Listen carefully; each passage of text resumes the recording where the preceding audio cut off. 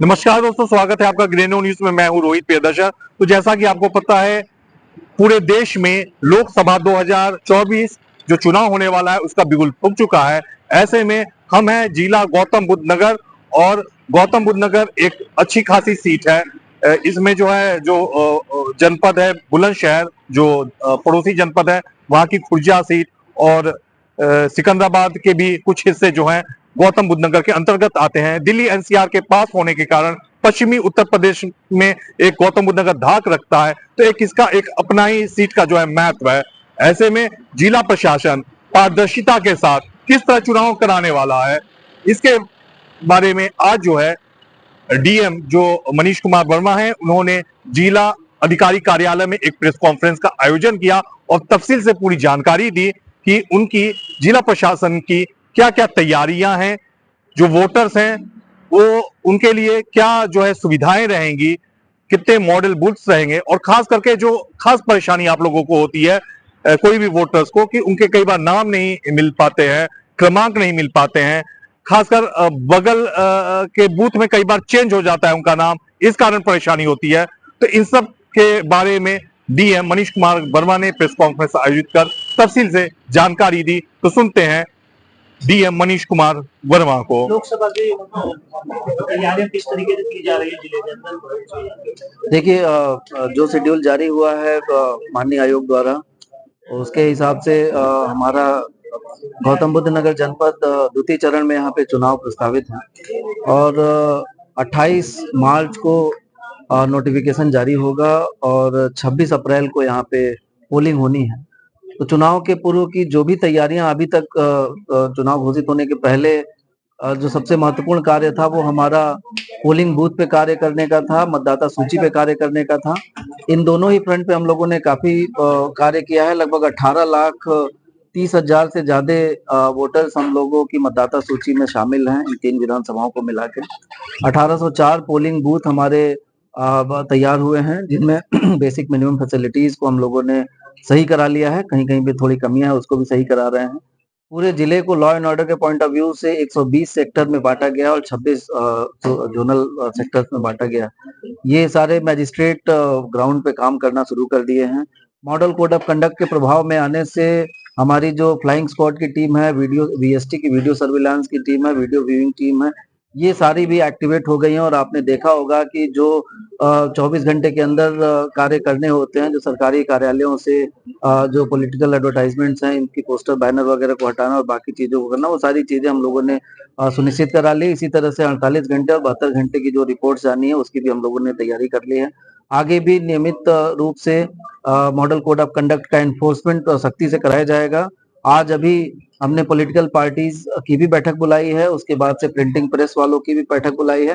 तो model code of conduct और expenditure monitoring के संबंध में माननीय आयोग के जो निर्देश हैं वो सारे जो भी स्टेक होल्डर्स हैं उनको बता दिया जाएगा। संवेदनशीलता के दृष्टिकोण से हम लोगों ने अभी तक लगभग 342 बूथों को चिन्हित किया है और उन पे कॉन्फिडेंस बिल्डिंग मेजर्स जो जो होने चाहिए, चाहे वो प्रिवेंटिव मेजर्स हो या अन्य मेजर्स हो, वो सब हम लोग ले रहे हैं। और इसको संवेदनशीलता को और कम करेंगे हम लोग, लेकिन हर ऐसे बूथ जो चिन्हित हुए हैं वहां पे पैरामिलिट्री फोर्स तो तैनात होगी। इसके अलावा जो नॉन सीएपीएफ मेजर्स होते हैं, चाहे वो वेबकास्टिंग हो, चाहे वो वीडियो कैमरा हो, चाहे सीसीटीवी हो या माइक्रो ऑब्जर्वर्स की तैनाती हो, इन सब की भी व्यवस्था हम लोगों ने कर ली है। हमारे जनपद में पोलिंग पर्सनल पर्याप्त मात्रा में है, ट्रांसपोर्ट गाड़ियों की कहीं कोई समस्या नहीं है। ईवीएम मशीनों की फर्स्ट लेवल चेकिंग हो चुकी है। आगे गाइडलाइन के हिसाब से हम लोग सारी तैयारी पूरी कर लेंगे। हमारी जो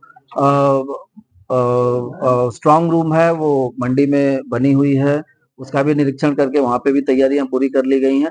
तो लगभग चुनाव के हर एस्पेक्ट को हम लोगों ने अच्छी तरह से तैयारी कर ली है और अब माननीय आयोग के जो भी निर्देश हैं उसका हम लोग अक्षर से पालन कराएंगे। अभी पॉलिटिकल पार्टीज को हम लोग सेंसिटाइज भी करेंगे और आगे जब नॉमिनेशन हो जाएगा, कैंडिडेट फाइनल हो जाएंगे, तो उनके साथ भी बैठक करके उनको भी आयोग के जो गाइडलाइन है उनसे अवगत करा दिया जाएगा। बूथ कैटेगराइज कराए गए, यूथ बूथ, दिव्यांग बूथ, मॉडल बूथ, वुमेन्स के लिए अलग बूथ है। ये किस तरीके के बूथ है, क्या फैसिलिटीज है?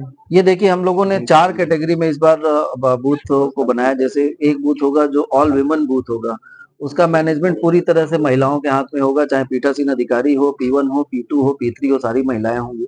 इसी तरह से दिव्यांग लोगों द्वारा भी मैनेज्ड बूथ होगा। ये भी बूथ हम लोगों ने चिन्हित किए जहाँ पे सारे जो हमारे पोलिंग पर्सनल हैं वो दिव्यांग होंगे। इसी तरह से यंग जो पर्सनल हैं उनके द्वारा भी मैनेज्ड बूथ हम लोगों ने चिन्हित किया हुआ है, जहाँ पे यंगस्टर जो हमारे एम्प्लॉइज हैं उनको लगाया जाएगा। और मॉडल बूथ हम लोगों ने बहुत सारे चिन्हित किए जहाँ पे कि उसको एक अच्छा सा, क्योंकि लोकतंत्र का ये सबसे बड़ा त्योहार है तो उसको पूरे उत्साह के साथ हम लोग मनाएं, तो इसके लिए हम लोगों ने ऐसे मॉडल बूथ को भी चिन्हित किया है। बात की जाए हाई राइज बिल्डिंग में जो बूथ बनाए वो आपकी बात क्या नहीं बनाएंगे? देखिए, अर्बन एपिथी की बार बार बात होती है कि अर्बन एरियाज में वोटिंग परसेंटेज कम रहता है और इसका एक कारण होता है कि बूथ थोड़े से दूर होते हैं जहाँ पे कि अर्बन वोटर्स जा नहीं पाते हैं। इसको दृष्टिगत रखते हुए इस बार गाइडलाइन आई थी कि कोई हाई राइज सोसाइटीज है तो वहाँ के कॉमन एरिया में ही बूथ बना दिया जाए। तो हम लोगों ने काफी प्रयास करके लगभग 100 बूथ ऐसे चिन्हित किए जिनको कि हम लोगों ने हाई राइज सोसाइटीज के कॉमन एरिया में उनका जो कॉमन स्कूल कोई था या क्लब हाउस था उसमें शिफ्ट किया हुआ है। और इससे वहाँ के लोगों को काफी सहूलियत, जो हमें फीडबैक मिल रहा है कि लोगों में काफी उत्साह है क्योंकि उनकी बिल्डिंग के जस्ट नीचे ही बूथ बना हुआ है। तो हम लोग उम्मीद कर रहे हैं कि इस बार हमारा जो अर्बन एरिया में पोलिंग परसेंटेज बढ़ेगा। मतदान दिन में मतदाता को असुविधा न हो उसके लिए क्या क्या और खास करके लिस्ट नाम खोलने में दिक्कत? ये एक चुनौती हमारे सामने जो पिछले चुनाव में आई है कि खासकर मतदाताओं को उनका नाम ढूंढने में परेशानी होने के कारण कभी कभी वो दिक्कत होती है। तो इस बार हम लोगों ने एक तो जो वोटर हेल्पलाइन ऐप है उसको काफी उसका प्रचार प्रसार हम लोगों ने किया है, जिससे कि हर व्यक्ति अपना आयोग की वेबसाइट के माध्यम से और वोटर हेल्पलाइन ऐप के माध्यम से अपना बूथ नंबर और क्रमांक ढूंढ सकता है। आज की डेट में उसका किस बूथ पे वोट है और किस नंबर पे उसकी वोट बना हुआ है ये पता चल जाता है। इसके अलावा बीएलओज को भी काफी हम लोगों ने सेंसिटाइज किया है कि जितने भी वोटर्स हमारी वोटर लिस्ट में है, क्योंकि एक बीएलओ के पास मैक्सिमम 1500 वोट है, तो उनको हर वोटर को टच करना है और अपडेटेड लिस्ट जो हमारी पब्लिश हुई है 23 जनवरी को, उसके हिसाब से हर मतदाता को उसका क्रमांक और उसका बूथ नंबर बताना है। और जो मतदाता पर्ची का वितरण भी होगा, इसमें भी हम लोग काफी स्ट्रिक्ट मॉनिटरिंग करेंगे कि एक्चुअल में मतदाता पर्ची मतदाताओं के पास पहुंच जाए। हम लोग इसमें टेक्नोलॉजी का भी कुछ समावेश करेंगे और टेक्नोलॉजी की मदद से भी ये प्रयास करेंगे कि हर मतदाता को मतदान के दिन के पहले उसका पोलिंग बूथ और क्रमांक नंबर पता रहे। सर, बात की जाए इस बार पिछले लोकसभा से वो हमारे लगभग 18,30,000 कुल वोटर हैं और जो एक्चुअल में हमारे फीमेल हैं वो लगभग 10 लाख हमारे पुरुष वोटर हैं और 8,22,000 जो है वो महिला वोटर हैं। यंग वोटर्स इस बार हमारे लगभग 26,000 के आसपास यंग वोटर्स बढ़े हैं। संख्या इसमें हम लोग 24,223 और वो अभी भी बढ़ रहे हैं क्योंकि इस बार आयोग ने ये सुविधा दी है कि जो लोग 1 अप्रैल को भी 18 साल के हो जाएंगे उनको भी हम लोग 1 अप्रैल तक उनका भी फॉर्म ले सकते हैं, उसको डिस्पोज कर सकते हैं। तो ये संख्या अभी और बढ़ने की उम्मीद है। कितनी विधानसभा आती है? हमारे जिले में तो 3 है, लेकिन टोटल गौतम बुद्ध नगर लोकसभा में 5 विधानसभा आती है, 2 बुलंदशहर की और 3 है।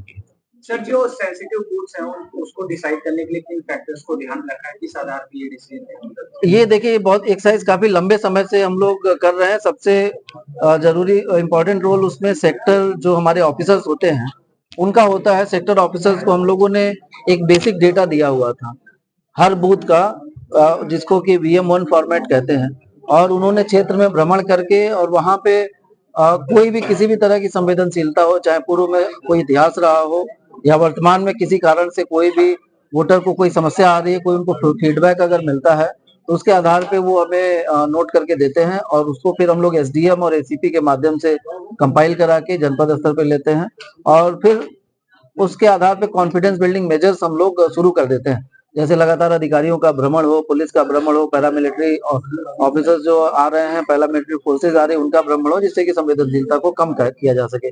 इसके अलावा वहाँ पे नॉन CAPF मेजर्स भी हम लोग लेते हैं, जैसे वेबकास्टिंग कराना हो, माइक्रो ऑब्जर्वर्स की तैनाती हो, ये सब व्यवस्थाएं भी रहती हैं। तो चुनाव का जैसे ही मौसम शुरू होता है वैसे शराब की तस्करी बढ़ जाती है।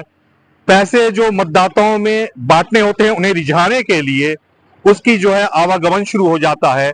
तो इनकम टैक्स डिपार्टमेंट हो और या आपको जो आबकारी विभाग है और अन्य भी कई डिपार्टमेंट्स हैं जो इन सब से संबंधित है, उनको एक्टिवेट कर दिया जाता है।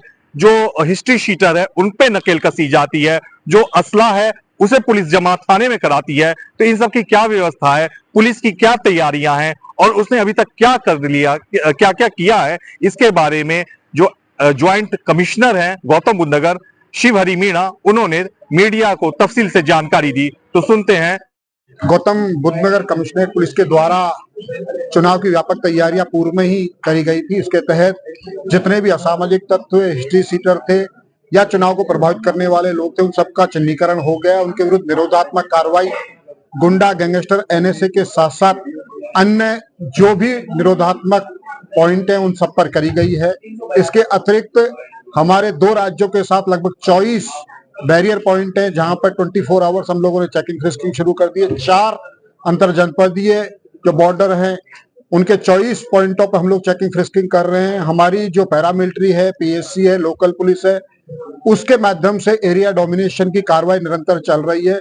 तो निश्चित रूप से गौतम बुद्ध नगर पुलिस का, प्रशासन का वादा है आप लोगों के साथ में कि हम फ्री, फेयर और इंसिडेंट फ्री इलेक्शन संपन्न करवाएंगे और निरंतर हम लोग सजग हैं कि आम जनता बेहतर तरीके से, अच्छे तरीके से चुनाव की जो प्रक्रिया है उसमें प्रतिभाग करे। अराजक तत्वों का मैसेज क्या है सर? अराजक देखिए, जो असामाजिक तत्व हैं, अराजक तत्व हैं, उनको पहले से चिन्हीकरण हमारे द्वारा कर लिया गया है। हम लोग निरंतर उन पर नजर बनाए हुए हैं। पूर्व में भी उनके विरुद्ध निरोधात्मक कार्रवाइयां हुई हैं, उनमें से काफी लोग जेल जा चुके हैं। बाकी जो बचे हुए हैं उनके विरुद्ध भी जो निरोधात्मक कार्रवाई है वो संपन्न करवाई जा रही है। एचएस कितने हैं दिल्ली के अंदर, कितने जेल जा चुके हैं, अभी कितने बाहर हैं? देखिए, एचएस जो है 1028 के आसपास एचएस है जिनके विरुद्ध हम जिस स्तर का एचएस है उसके विरुद्ध उसी तरह की कार्रवाई संपन्न करवाई गई है, जिसके तहत गैंगस्टर भी लगाया गया है, गुंडा भी किया गया है। जिनको जिला बदर करना था उनके विरुद्ध जिला बदर की कार्रवाई हुई है, 110 जी की कार्रवाई हुई है और साथ ही साथ जो सक्रिय एचएस नहीं है उनके विरुद्ध अन्य निरोधात्मक कार्रवाइयां संपन्न करी। सर, एक लास्ट सवाल, कितनी फोर्स यहाँ तैनात की जाएगी? देखिए, जनपद की जो फोर्स है उसके साथ साथ हमें paramilitary, PSC, civil police, home guard, PRD और हमारे जो ग्राम चौकीदार है उन सबको चुनाव की प्रक्रिया में लगाया जा रहा है ताकि चुनाव को अच्छे से संपन्न करवाया। लगभग कितनी फोर्सेस मानी जा रही है? देखिए, लगभग 5000 के आसपास हमारे जनपद की फोर्स है। इसके अतिरिक्त पैरामिलिट्री की जितनी भी कंपनियां मिलेंगी वो अभी डिसाइड नहीं है, वो माननीय चुनाव आयोग इसमें डिसाइड करेगा। इसके साथ साथ हमें बाहर से जो सिविल पुलिस और होमगार्ड मिलेगा वो इस प्रक्रिया में लगाया। तो ये थे ज्वाइंट कमिश्नर शिव हरि मीणा जो तफसील से बता रहे थे कि पुलिस की क्या क्या तैयारियां हैं और हम भी समय समय पर जो भी अपडेट्स होगा और उसके बारे में आपको हम जानकारी देते रहेंगे। लोकसभा 2024 से संबंधित जो भी है आप हमारे वेबसाइट www.grenonews.com पे भी विजिट कर सकते हैं और लोकसभा 2024 के संबंधित जो भी खबरें हैं वो आप वहां से भी पढ़ सकते हैं। फिलहाल इस खबर में इतना ही, मुझे दीजिए इजाजत। रोहित प्रियदर्शन, ग्रेनो न्यूज।